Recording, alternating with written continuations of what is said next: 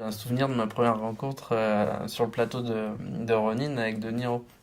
On savait pas, sur les feuilles de service, ils n'avaient pas mis que Robert De Niro jouait dans le film, parce qu'à l'époque c'était la grosse star, il sortait de Hit. Et je me souviens que tu avais un des armuriers, en fait, il s'était fait le même book que De Niro dans Hit, et il avait dit le jour où je tourne avec De Niro, je rase mon book. Et personne ne savait que De Niro faisait le film. Mais dans l'équipe française, on n'était pas au courant, sur la feuille c'était juste Sam. Et un jour, on est à Cannes, on devait tourner au Majestic. Il y a une scène où il est avec Natasha McElhone et lui, il demande de prendre une photo de sa femme et tout ça, mais on savait pas. Et le premier assistant me dit ouais, est-ce que Sam est arrivé? Je fais bah non, il est pas encore là, Sam. Puis je vois une bagnole avec un petit vieux, une casquette, des grosses lunettes.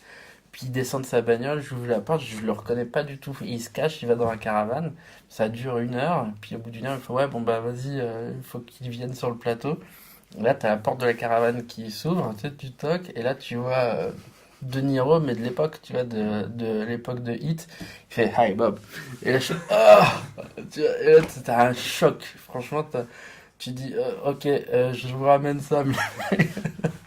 Tu vois, et mais c'était une expérience incroyable. Tu vois, j'avais quoi, même pas 20 piges, et tu t'occupes tu apprends le cinéma sur des plateaux comme ça, avec des metteurs en scène comme Frankenheimer qui demandent d'aller toujours plus vite, de mettre la caméra toujours plus près.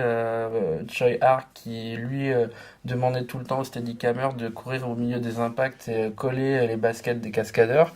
Et le Steadicammer français, il était là, il disait mais il va me faire tuer quoi, je vais mourir. Mais c'était génialissime. Et t'apprends le cinéma comme ça, tu vois comment ça se passe. C'est vraiment sur les plateaux que tu te forges ton expérience et forcément toucher ça du doigt, bah, t'as envie de faire ça après quoi.